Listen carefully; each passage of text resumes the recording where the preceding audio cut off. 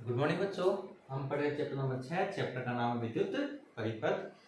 हमने आज का जो टॉपिक है वो है विभव मापी के अनुप्रयोग। देखिएगा, विभव मापी के बारे में हम पहले पढ़ चुके हैं। इसकी बनावट क्या है, किस काम में लिया जाता है, ठीक है, कैसे कार्य करता है, ये सब कुछ हमने पढ़ लिया था। उसका मानकीकरण कैसे किया जाता है या क्यों किया जाता है, वो सब चीजें हम पढ़ चुके हैं। आज हम पढ़ेंगे विभव मापी के जो अनुप्रयोग हैं या इसको हम कहाँ किस प्रकार से इसको हम यूज कर सकते हैं उसके बारे में पढ़ेंगे। और इसके बारे में ध्यान रखिएगा, क्वेश्चन बहुत बार पूछे जाते हैं, अनुप्रयोग में बहुत ज्यादा क्वेश्चन पूछे जाते हैं, तो अनुप्रयोग को थोड़ा ध्यान से देखिएगा, ठीक है।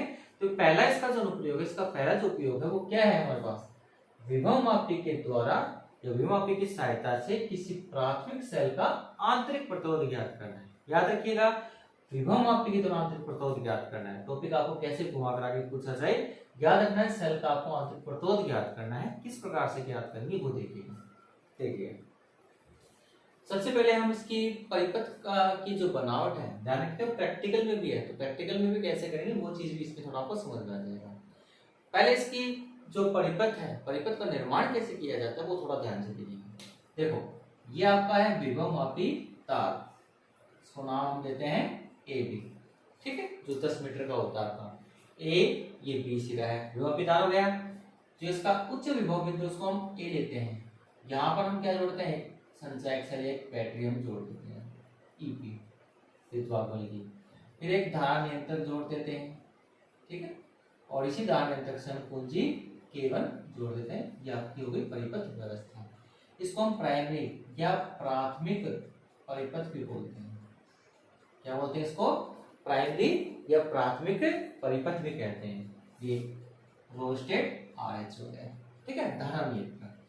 अब हम क्या करेंगे, जिस सेल का हमें आंतरिक प्रतिरोध ज्ञात करना है उस सेल को लेते हैं। ये ले लिया हमने सेल जिसका आंतरिक प्रतिरोध ज्ञात करना है, इसका विद्युत बल क्या है, E। याद रखिएगा एक बात जो आपको मैं कई बार बता चुका हूँ कि EP ग्रेटर देन हमेशा E होना चाहिए। मतलब प्राथमिक परिपथ में जो सेल हम काम में लेते हैं उसका विद्युत बल हमेशा ज्यादा होना चाहिए। ज्यादा होगा तभी यहाँ पर संतुलन लंबाई आएगी, वरना संतुलन लंबाई नहीं आती है। तो ये आपका धन सिरा है, तो हम क्या करेंगे, प्राथमिक सेल के धन सिरे को उच्च विभव बिंदु ए से जोड़ देते हैं। बनावट बता रहा हूं अभी आपको, ठीक है।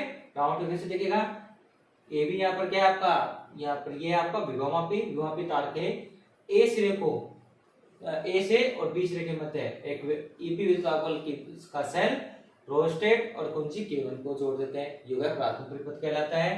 फिर जिस सेल का आंतरिक प्रतिरोध ज्ञात करना है उसके धन सिरे को उच्च विभव बिंदु ए से और ऋण सिरे को किसे जोड़ेंगे हम, धारामापी से, और धारामापी से होते हुए विसर्पी पूंजी से जोड़ देते हैं। विसर्पी पूंजी J से इसको संयोजित कर देते हैं। अब एक प्रतिरोध बॉक्स लेते हैं और एक पूंजी K2 लेते हैं, ठीक है।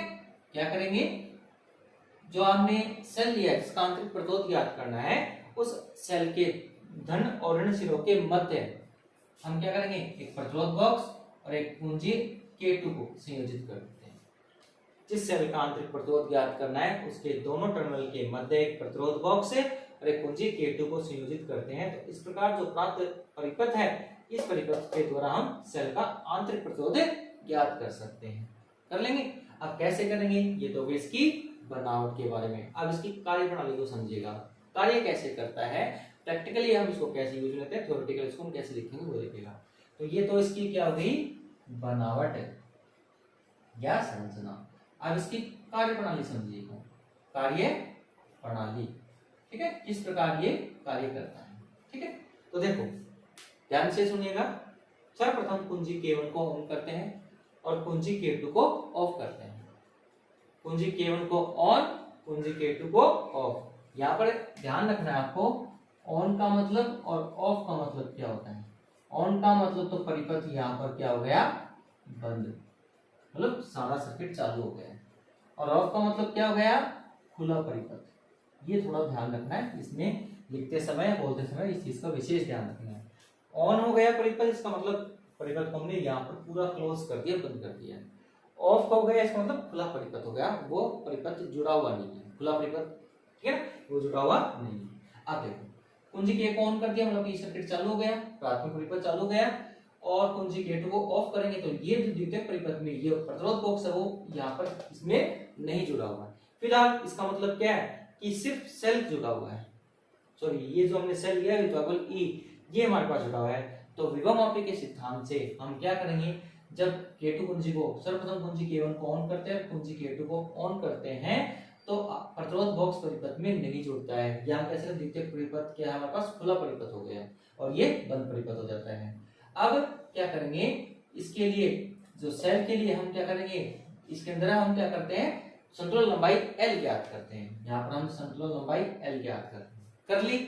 जहां पर धारा विक्षेप 0 हो जाएगा वो सेल E के लिए संतुलन लंबाई L हो जाएगा। तो विभवमापी सिद्धांत से E बराबर क्या हो जाएगा XL, समीकरण नंबर 1 या XL1 हो गया। बात समझ आई क्या? हमने क्या किया है, सर्वप्रथम कुंजी K1 को ऑन कर दिया, इसको ऑफ कर दिया, ऑफ करते ही प्रतिरोध बॉक्स परिपथ में नहीं जुड़ता है और हम सेल E के लिए संतुलन लंबाई L1 ज्ञात करते हैं, कर ली। तो विभवमापी सिद्धांत से E बराबर XL1, समीकरण नंबर 1। अब K2 कुंजी को ऑन कर देते हैं, K1 ऑन रहेगी, अब K2 को भी ऑन कर देते हैं और प्रतिरोध बॉक्स में से एक उचित प्रतिरोध कैपिटल R निकाल लेते हैं, निकाल लिया। अब कैपिटल R प्रतिरोध निकालेंगे तो अब संतुलन लंबाई ज्ञात करेंगे। तो ध्यान रखिएगा, तो अब केवल विद्युत नहीं आएगा, अब क्या आएगा, प्रतिरोध R के सिरों पर हमारे पास टर्मिनल वोल्ट आएगी जिसका मान V बराबर इसी के अनुसार क्या हो जाएगा XL2 आ जाएगा, क्योंकि नई संतुलन लंबाई आएगी ना हमारे पास। पहले हमने जब इसको ऑफ रख रखा तब तो L1 आया, तो सेल के सिरों पर हमारे पास क्या आ गया विद्युत वाहक आ गया, ठीक है। अब क्या करेंगे, जब इसको सेल के सिरों पर हम एक प्रतिरोध बॉक्स हमने लगा दिया, उसमें से 8 प्रतिरोध निकाल देंगे, K2 कुंजी को ऑन कर देते हैं, तो अब इसके सिरों पर टर्मिनल वोल्टता आएगी। अब इसके सिर पर क्या आएगा, आपको याद हो टर्मिनल वोल्टता क्या होता था, जब ये परिपथ खुला होता है, ठीक है ना, तो क्या होता है हमारे पास ये विद्युत वाहक होता है, और ये जब परिपथ में बंद होता है तो क्या होता है हमारे पास टर्मिनल वोल्टता होता है। तो टर्मिनल वोल्टता क्या आ जाएगी V बराबर XL2, तो टर्मिनल वोल्टता की परिभाषा से V बराबर XL2 हो गया, ठीक है ना। ये समीकरण नंबर क्या हो गया 2। अब देखो, अब हमारे पास जैसे हमने K2 कुंजी को ऑन किया, इसमें धारा प्रवाहित हुई, मतलब इस सेल से धारा ली जा रही है, प्रतिरोध बॉक्स में जा रही है, इस सेल से धारा ली जा रही है ना प्रतिरोध बॉक्स से, तो वो I धारा है, तो इसके ऊपर हमने क्या मान लेंगे कि R प्रतिरोध निकाला है, तो R प्रतिरोध निकाला है। तो इस अवस्था में आपको याद हो मैंने कहा था सेल के लिए हमारे पास टर्मिनल वोल्टता, विद्युत वाहक और आंतरिक प्रतिरोध के मध्य संबंध आ जाता है। इसका आंतरिक प्रतिरोध स्मॉल r है, तो संबंध क्या होता है आपका V बराबर E माइनस IR। जब मैंने आपको सेल के बारे में बताया था, विद्युत सेल के बारे में बताया था, तब आपको बताया था कि अगर परिपथ इस प्रकार से हो, ठीक है ना, तब तो ये आता है, और यही परिपथ इस प्रकार से हो सेल के अंदर, तो हमारे पास V बराबर क्या होता है टर्मिनल वोल्टता E प्लस IR होता है, याद है।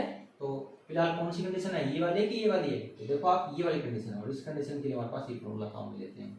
जब सेल का आंतरिक प्रतिरोध क्या हो स्मॉल r हो, और प्रतिरोध हमने बाह्य प्रतिरोध क्या है कैपिटल R है, ठीक है, तो हमारे पास और इसका विद्युत वाहक E है, तो V बराबर क्या होता है E माइनस IR। हमें चाहिए क्या आंतरिक प्रतिरोध, तो आंतरिक प्रतिरोध निकालेंगे तो IR बराबर, इसको उधर लेके जाओगे, ठीक है ना, सॉरी इसको उधर लाओ, इसको उधर ले आओ, तो E माइनस V हो गया, इसको उधर लेकर आ गए, इसको उधर ले गए, तो क्या हो गया IR बराबर E माइनस V, यहाँ से स्मॉल r बराबर हो जाएगा E माइनस V बटे I।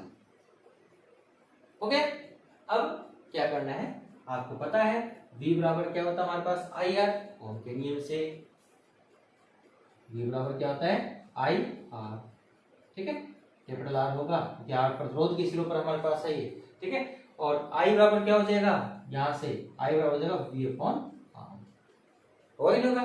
तो I का मान ये यहाँ पर रख देते हैं, तो स्मॉल r बराबर क्या हो जाएगा E माइनस V बटे V अपॉन R ऊपर चला जाएगा, तो ये हो गया आंतरिक प्रतिरोध का सूत्र।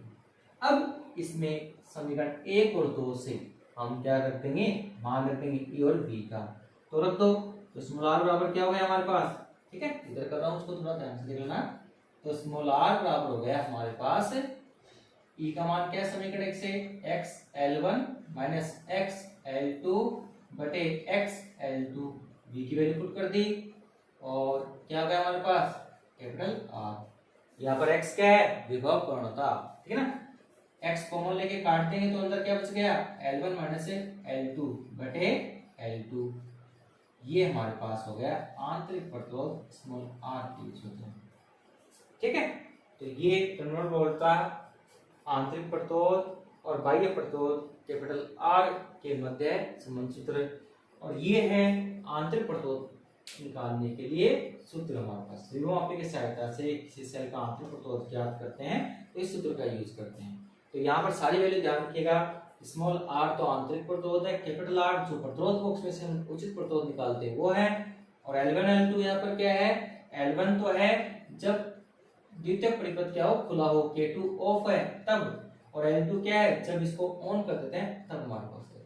अब करना क्या है, प्रैक्टिकली हम इसको ध्यान रखिएगा, प्रतिरोध बॉक्स में से R के भिन्न भिन्न मान निकालते हैं, अलग अलग मान निकालते हैं कैपिटल R, ठीक है ना, और यहाँ पर अलग अलग मानों के लिए आंतरिक प्रतिरोध का मान निकालेंगे। L1 तो यहाँ पर नियत रहेगा, लेकिन L2 का मान हम कैपिटल R का मान जब चेंज करेंगे तो L2 का मान चेंज होता रहेगा, तो कई मान निकाल करके उनका औसत निकाल लें तो वो उसका आंतरिक प्रतिरोध हो जाएगा, ठीक है। औसत मान निकालते हैं तो ये हो गया इसका विभव मापी के द्वारा कि प्राथमिक सेल का आंतरिक प्रतिरोध ज्ञात करने की विधि, बनावट और कार्यप्रणाली थोड़ा ध्यान से समझिएगा फिर से। सर्वप्रथम कुंजी K1 को ऑन करते हैं, K2 कुंजी को ऑफ करते हैं तो प्रतिरोध बॉक्स परिपथ से हट जाता है, अर्थात द्वितीयक परिपथ ऑफ रहता है और प्राथमिक परिपथ ऑन रहता है, ठीक है, रह गया। तो हमारे पास जो आपका सेल है, प्राथमिक जो हमने सेल यहाँ पे यूज में लिया है, ठीक है ना, जिसका आंतरिक प्रतिरोध पता नहीं है, उसके लिए संतुलन लंबाई L1 ज्ञात करते हैं। तो विभव मापी के सिद्धांत से E बराबर x L1 हो गया। अब K2 कुंजी को भी ऑन कर देते हैं, प्रतिरोध बॉक्स में से उचित प्रतिरोध कैपिटल R निकाल करके संतुलन लंबाई L2 ज्ञात करते हैं। तो प्रतिरोध के सिरों पर टर्मिनल वोल्टता का मान V बराबर x L2, समीकरण नंबर 2।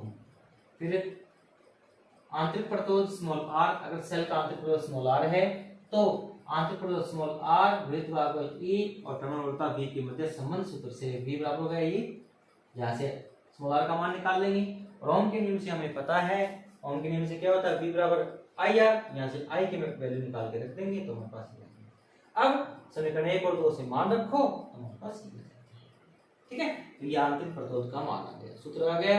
अब L1 नियत रहता है, L2 का मान हम अलग अलग कर सकते हैं, कैसे, R का मान भिन्न भिन्न करके R के अलग अलग मानों पर L2 के अलग अलग मान निकाल लेंगे और फिर इनका मान इसमें रख करके R की वैल्यू निकालेंगे तो हमारे पास स्मॉल r का मान यहाँ पर पता है, स्मॉल r का मान धारा के अलग अलग मान पर या धारा पर निर्भर करता है, धारा पर निर्भर करेगा तो अलग अलग मान हमारे पास आता है, ठीक है। फिर इनका औसत निकाल करके हम क्या कर देंगे, इसका आंतरिक प्रतिरोध निकाल सकते हैं। ये हो गया आपका विभव मापी की सहायता से किसी सेल का आंतरिक प्रतिरोध ज्ञात।